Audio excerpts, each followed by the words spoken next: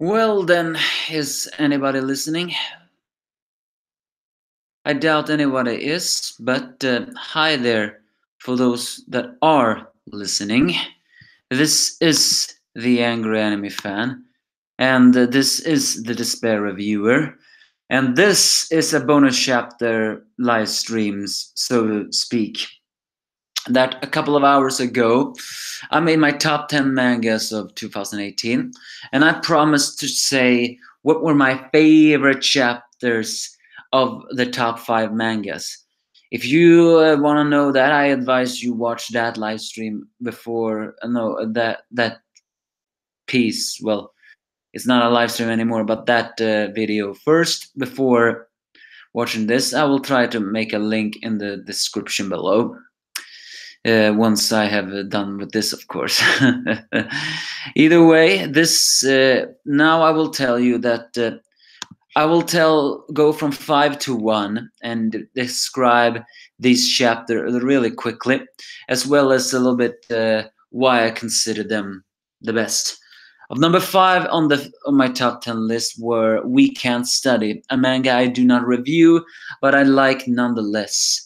Number 10 in that list of We Can't Study is chapter 53, a piece where we see a couple of romance from the classmates of Uraraka as well as Yuga as classmates. One of her swimsuit, no, swim teammates, as well as one of the best friends of Yuga. It's a very sweet and romantic chapter that also shows once again how much Uraraka wants to, well, kiss Yuga. So it's a very adorable chapter, as well as showing that blooming new love. That then the kids almost look grown up in that section. Number 9 is chapter 46, where we actually introduced to the very perfectionist sister. Well, actually, it's the second chapter of the perfectionist sister of Kiryu Sensei. Even though she's very, well, perfectionist and a little bit out there, her blushing side of the fact that she can't handle men is pretty adorable to watch. And I really enjoy seeing that. Especially fun when it turns out her perfectionist and the way she declares things are 100% true. So we can see a little bit why Kirisu Sensei are so, well, so devoid of humor and yet so humorous. Chapter chapter 8 is about sorry, 8 number 8 is chapter 52, where Fumio and Yuga tries to find out who posted a picture of them when they were going together in a New Year's celebration. Turns out to be one of the classmates of Yuga who did that in a drunk, well, not a drunk rage, but when he saw them relationship, he got so jealous that he took that picture and wanted to post it and then felt better, but he just forgot about the post, and luckily he had no followers. It's a very good comedy moment. And it also turns out that his Instagram name is actually based on his last name, which is very similar to a music instrument. Number 7 is chapter 56, which is all about Kiryu Sensei exhaustion and how hard she works and how much she tries not to fall exhaustion. But unfortunately, Yuga does see her exhaustion and tries to help her. And it's pretty fun of that in the end when he lets her, helps her get to bed, she wakes up and thinks she did all of that things while asleep. It is kind of funny. Number 6 is chapter 63. It's where Yuga tries to learn how to swim better. It's also a very good of fan service scenes, as we see a shower scene where Kiryu Sensei and Uraka have a, well, I don't want to say a heart-to-heart, but talk a little bit about it. The fact that we see some fan service scene there is a very big eye candy for it all. And speaking of fan service, number 5 is chapter 50, which is more of a fan service in the spa, but also once again a misunderstanding when it turns out the girls have entered the spa area of the men when they thought it was the women. And it's getting even worse when men get in and they are forced to hide underwater as Yuga tries to cover for them. Nice fan service chapter, and with plenty of comedy. Number 4 is chapter 64, which is a school festival arc of where we get introduced to what everyone is supposedly doing, as well as the start of a jinx, especially of the club that Fumio is, where they plan on making her play Cinderella, or maybe no, not Cinderella, Sleeping Beauty, and Yuga become the prince and kiss her because, well, of a jinx. It is kind of funny. Um, chapter no three Number 3 is chapter 65, where Yuga tries to help Ogata, the girl with the glasses, with her ramen stand, and also tries to track down Sensei, which turns out the Sensei has been dressing up in well, magical idol dress, because she thought it was a dress that was supposed to be for presentation. It has funny moments as well as some misunderstanding comedy of it all. Number 2 is chapter 67, which is actually the improvisation of the play. When the play starts and Yuga has unfortunately been lost, the principal says that they're going to improvise the show where the first man who gets on stage will become the prince, and immediately everyone rushes on the scene to, well, kiss the um, kiss the beautiful girl. And especially funny that when her fan girls get in, and it turns out that they are actually martial arts girls, and says that we are the force that will protect our Sleeping Beauty. And they say, how cheeky of you guys, get away from us princesses. And Yuga saves her when something is landing on it. It's just that he is in disguise of a very huge mascot dress. And it's even funny that in order to stop everything, Fumio kisses the mascot thinking it's someone else. It really has some comedy in it. Honorable mentions goes to chapter 57, which is a makeover for Ogata Yusu. Chapter 68, which is when Yuga has to escape from the theater, and it turns out that well, Asumi learns, Fumio learns that it wasn't who she thought it was on the dress. And 69, which is of a shadowy jinx. Chapter 70, which is a mysterious skeleton with some more comedy. Chapter 74 for the sensei trying to cook. Chapter 79, which is a massage scene with also some more comedy moments. And finally, chapter 92 for, well, Uraraka reveals a very tragic secret. But the number 1 chapter for me of weekend study was number 47, chapter 47, which is full of comedy moments, as two of jealous extra classmates believes that, well, Yuga is popular with the girls, and begins to explain that he may be the Shadow Emperor. And another girl, which is Konami Senpai, although she looks like a young girl, she's actually someone else, a little bit older, have inner monologues. It has an especially funny dialogue that when the guys keep on listening to how much the girls are close to Yuga, they fell on their knees in despair. And one guy says, I feel like I could conquer the world with this fist of hatred. I know that is a kind of corny line, but I really like that line. It's just so funny. It's even funnier that when the chapter ends, they realize how close Konami is to Yuga, and it says, to make that appeal to Konami Senpai smile like that. That's the Shadow Emperor for you. So yeah, those are my favorite 10 chapters of weekend study. Number 4 on my manga list was Dr. Stone, and these are my top 10 chapters of those. Number 10 is chapter 42, which explains the story on Senku's father, including the fact that he was going to space. Number 9 is chapter 58, which is when the cell phone is complete. It definitely shows enormous amount of teamwork, enormous amount of heartwarming, and just a very great achievement of the fact that they have gotten so far.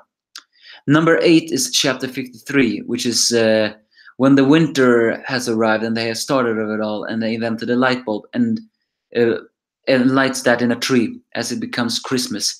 Once again showing a heartwarming scene that although Christmas came pretty quickly, I mean the winter as well, once again shows that Senku has a good heart.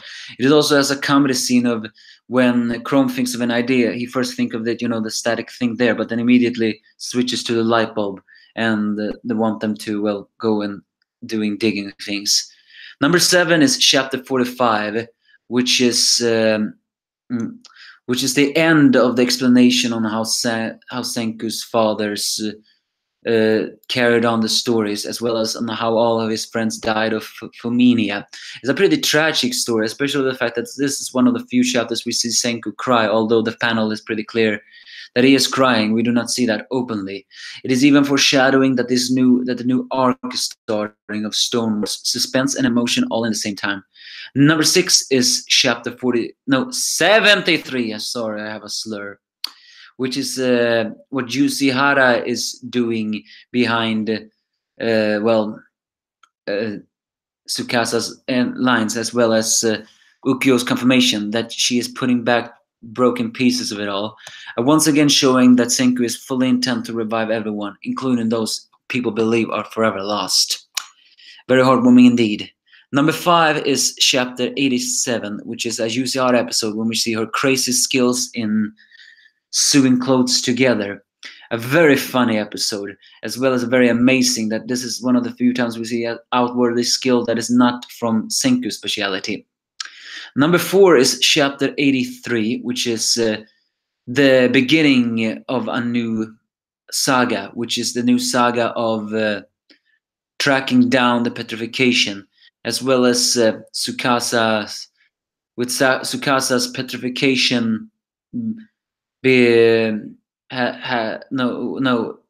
Tsukasa being in cold slumber. It has even some good big of thing. Now I'll cross it with my head and my heart. Really new suspense and really foreshadowing a new interesting arc, hopefully. Number 3 on that list is chapter 49, which is Suka's bravery. When it looks like the Tsukasa army is gonna burn down the village, Suka, the little girl that with the melon hat, leads the fighters away. She's shaking and she is afraid, but she leads them away nonetheless. My ladies and gentlemen, I don't doubt any lady is watching this, but that is the biggest point of bravery ever. Yes, she is shaking, and yes, she is afraid, but she does it nonetheless. That shows great heart, great courage, even if she is afraid. And that was just hitting me right here. Number 2 is chapter 79, which is Mirai's resurrection, as well as the reveal of the true antagonist of this show, which was Hyuga. It is also a very emotional show when we see that Tsukasa did indeed have someone he cared for once upon a time, and he believed that person was gone forever. It was his little sister Mirai. And the fact that Hyuga was the true antagonist really put a new sense of despair in the fact, and he even managed to wound Tsukasa because of a protection. Honorable mentions goes to chapter 47, which was the Katana episode, very comedic. Chapter 72, which was Chrome's escape, where he used his own science to escape from a prison cell. Chapter 70, which was Paper Shield, very nice comedy, especially the fact that Senku tried to defend against it with a carbon shield. Chapter 74, which was what Ukyo really wanted to do, as well as the return of the big guy. Chapter 81, which was the ultimate team up between a wounded Tsukasa and a brilliant Senku. Chapter 82, which was Senku's declaration to save Tsukasa. And finally, and the final 3 were chapter 62 63, which was the chase against Homura, and chapter 88, which was the hot air balloon, a very heartwarming episode and awesome of that too. But my number 1 chapter of Dr. Stones were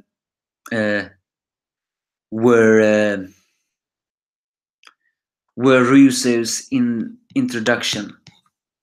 It's really has a very funny scene of it all, as well as I have a new ally, although that is pretty weird, so to speak. So I feel like it's really giving nice new comedy sessions to it all, and they are one step closer in reaching their new destinations. Sorry, I hesitated there. I had to concentrate on something else.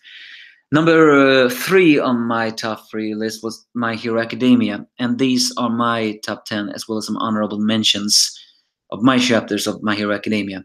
Number 10 is chapter 183, which was the end of the festival, as well as we saw the Hado-san floating. It was beautiful. It had comedy and very heartwarming indeed.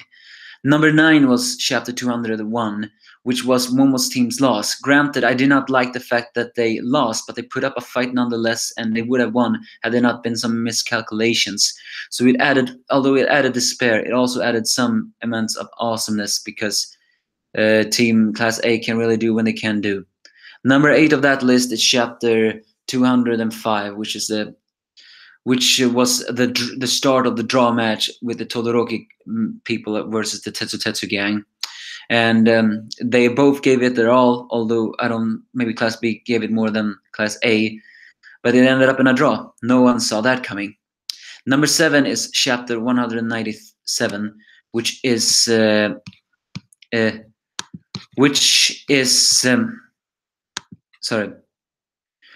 when Class A, which was Suyu's team together with Shinso's, won. Awesome all the way through, great teamwork, and just straight up great. Even though I may not have said that in the review, though, maybe. Number 6 was chapter 190, which was Endeavor's ultimate attack.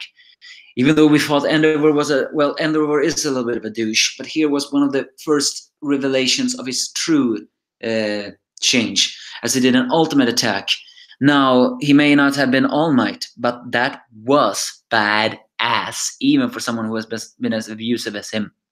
Number 5 was chapter 166, which was when Bakugo's team was pacifying those rebel kids. It showed a surprisingly understanding side for those a little bit high up in their clouds people like Bakugo, Todoroki, as well as the others.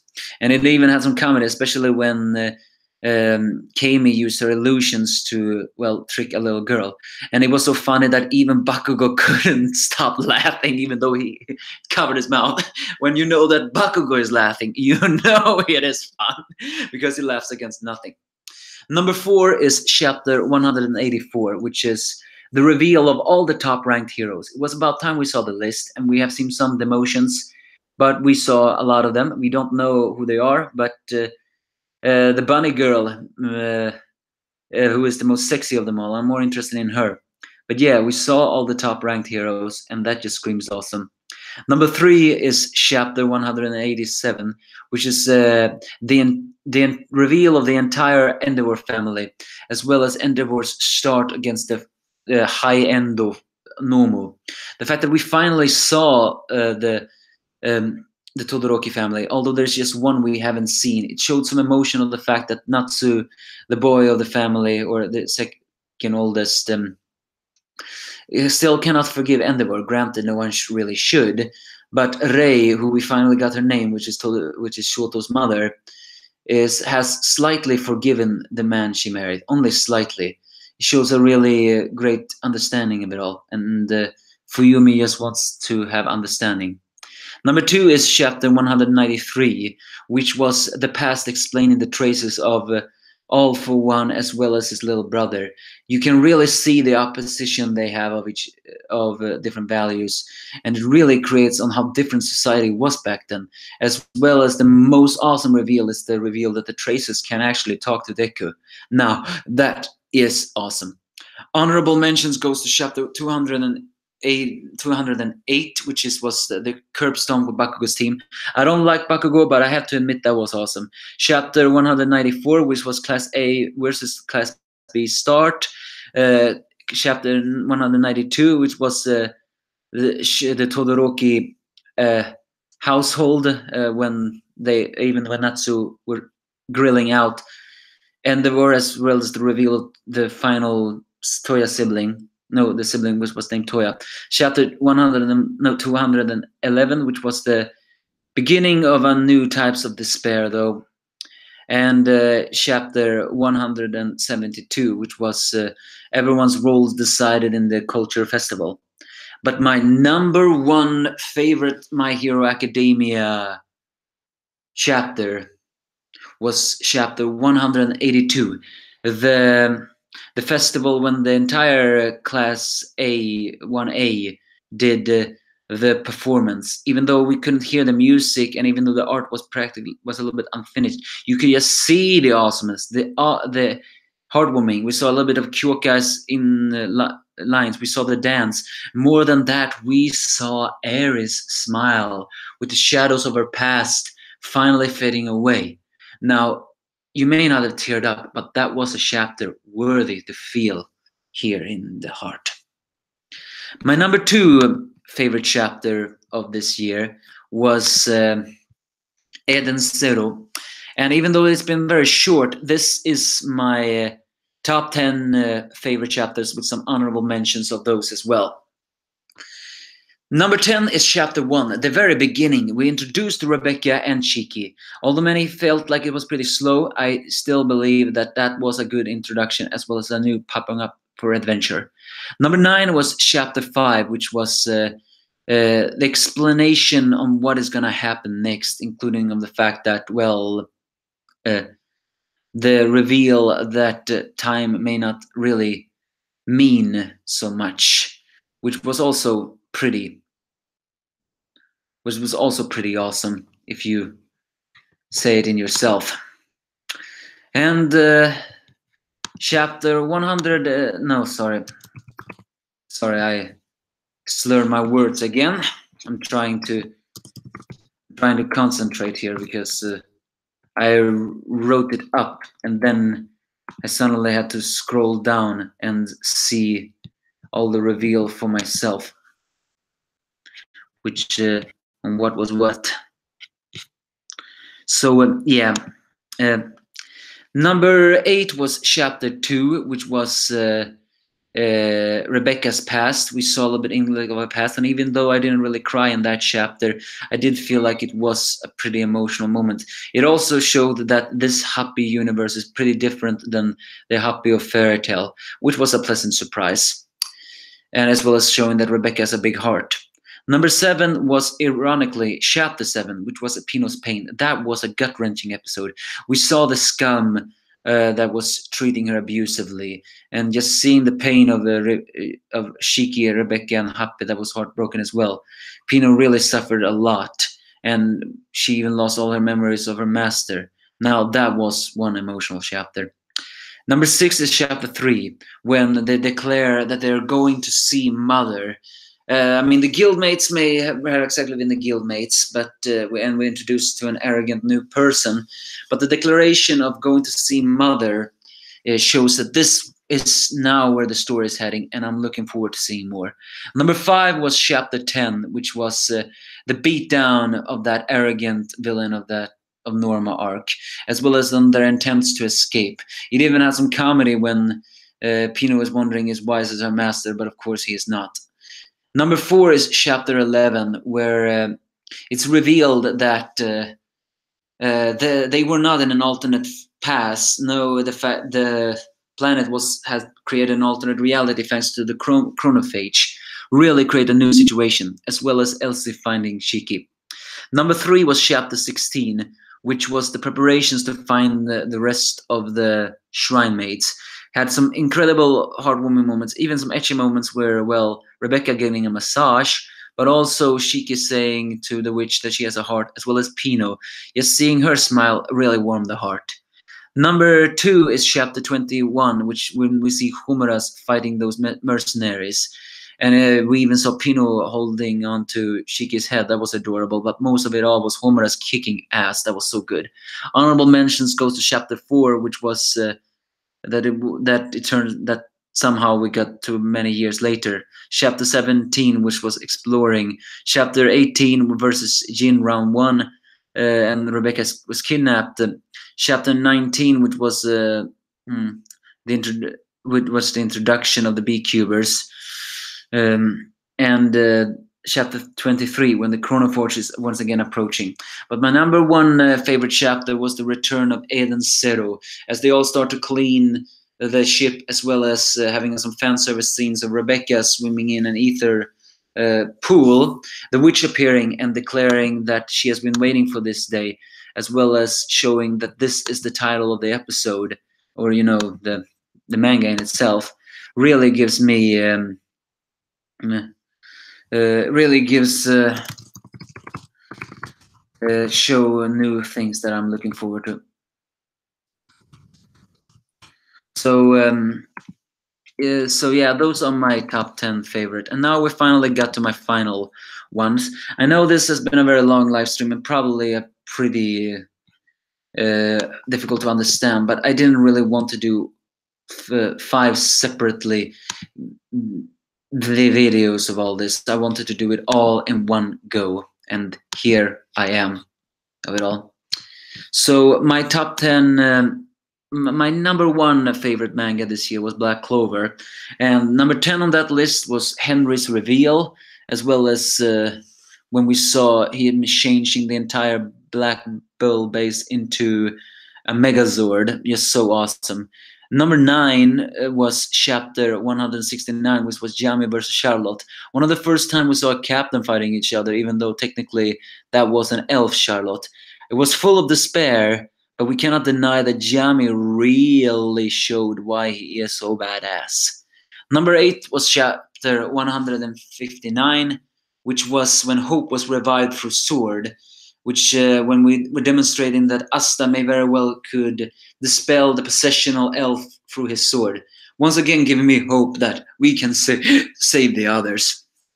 Number 7 was chapter 148 when the true villain was revealed. Turns out the lich we have known all this time wasn't the lich we have truly known all this time. No, it was Patri. That was a surprise, and I didn't think Black Clover would do one for surprises. Number 6 was chapter 171 when Leo fought hard. He still couldn't be a very badass, but the ultimate scene when the salamander went to Fuego Leo's turn and revived him. I'm just saying, when he entered that scene and had the salamander by his side, awesome! I'm telling you, that was awesome. Even the next chapter after that was pretty awesome, but it's not on that list. Sorry. Number 5 is chapter 155 when Asta and Juno team up against the possessed elves, once again showing that these rivals can really work together when they want to. Heartwarming and awesome and all in the same time. Number 4 was chapter 178 when the human magic, when so many elves surrounded Noel, the most unlikely ally of Sora appeared again, and once again shown that the elves don't know human magic, as they all worked together, really showed ultimate teamwork, and I loved it. Number 3 is chapter 163, which was when Luck was free from the reincarnation. This was an emotional chapter. We saw huge emotion. And I had to agree when I saw Luck running to his mother and realizing though that he had to return when Asta dispelled the spell. When he ran back into the light, we saw a glimpse of his mother who was crying with a smile on her face. You know, I tear up just thinking about that. And then when Luck was revived, he teared up himself. That was an emotional chapter, and you have to like that one and have to read it. Number 2 was chapter 176. 2 words. Valkyrie dress. Yes. Noelle, having gotten the apology from her brother, the apology she so long have deserved. In all, when the face looked like it was despair was gonna was gonna happen. She readied herself, strengthened her resolve, and evolved her magic to a new awesome degree. Now, seeing Noelle in that magic form was just so awesome. And honorable mentions goes to chapter 149, an ultimate despair chapter when reincarnation happened. Chapter 157, which was when we saw how powerful Lich is as the leader of the elves, as well in his new body. Chapter 185, which was the meeting in the dreams, as well as the real personality of the Peacock Captain. Chapter 172, which was Fuego Leo's attack, which also was very awesome. And chapter 177, when we saw how great Noelle is in her upgraded form.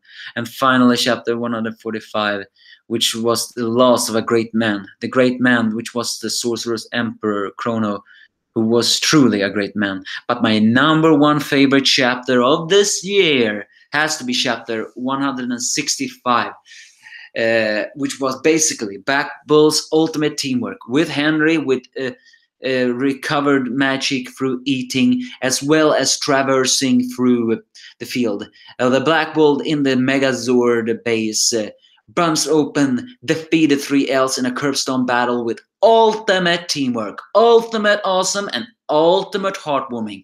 I love that chapter through and through. For me, the best chapter I had read this year. This is my lists of my top 10. Yeah, I know it's been a pretty annoying one. I don't think anyone has actually stick behind to listen to all of them, but do give me your favorite. If you have read any of these series, especially Black Clover, do tell me why you think of your favorite chapters. And if you read any of these manga series, you can give me your favorite one. But especially if you have read Black Clover, do tell me your favorite chapters of that year. Either way, see you next time.